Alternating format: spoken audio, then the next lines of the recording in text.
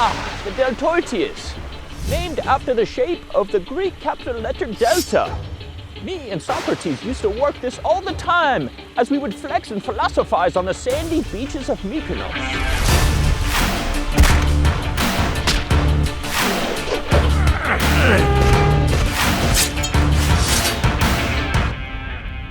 Come join us now for a look into functional strength with buff dudes from a time long ago.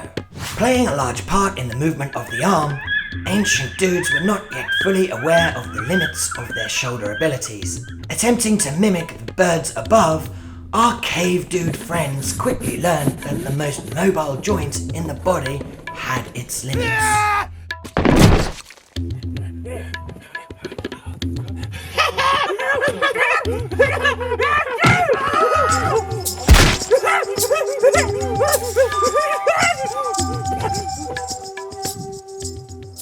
We may not be able to fly with the deltoids, but there's still a lot they can do. Similar to the triceps, there are 3 heads to the deltoids: the anterior, the lateral, and the posterior.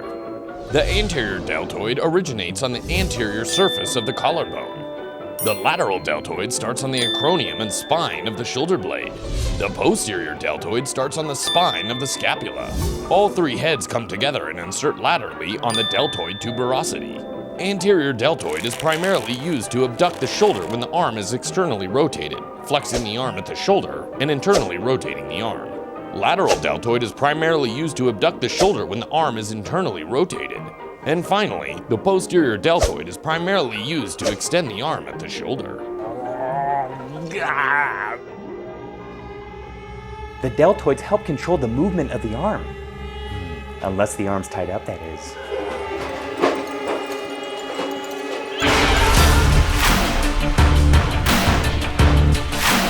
The overhead press, a compound exercise so badass, it needs its own explosive montage.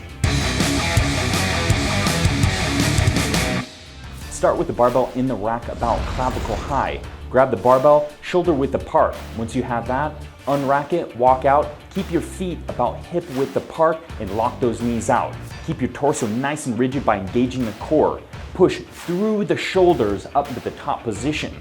You want to keep that vertical line as you press up, so you're going to have to bob your head out of the way to let the barbell pass. As soon as the barbell passes above your head, push the head through, and once you lock out in the position, really contract your traps by elevating them slightly in the top position to help stabilize the shoulders. Once you reach that position, slowly let it down to the bottom position, move your head out of the way for the barbell, and then lower it down to that clavicle position to start rep number 2.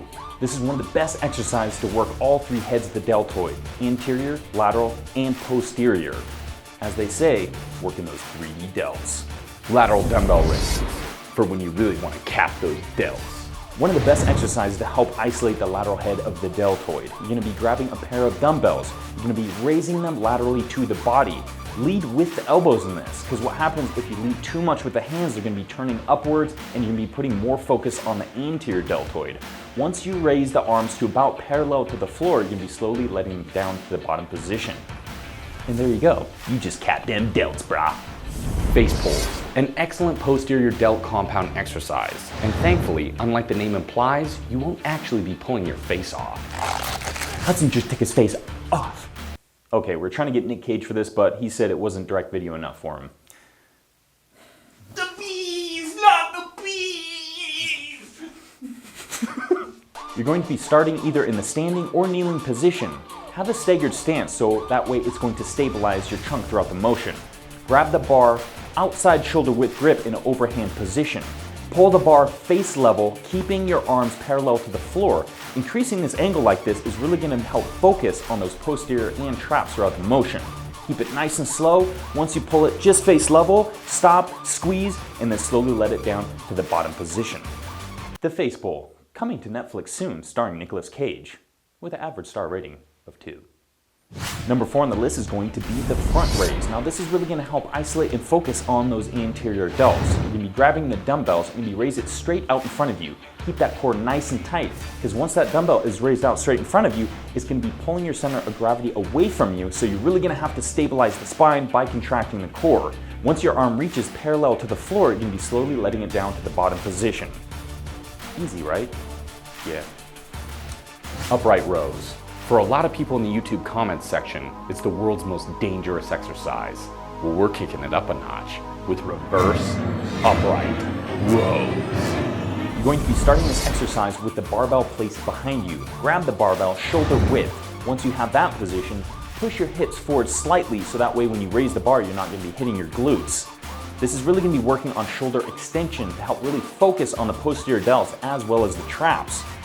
Raise the bar leading with the elbows. You're going to be getting a shorter range of motion, but that's okay. Once you hit the top position, get a nice squeeze in those posterior delts and also the traps, slight hold, and then slowly let it down to the bottom position.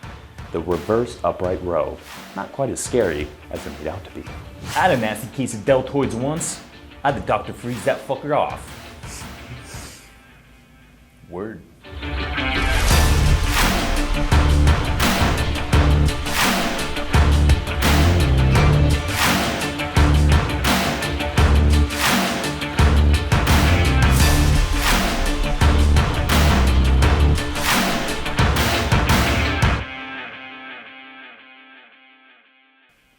Ah, what do we have here?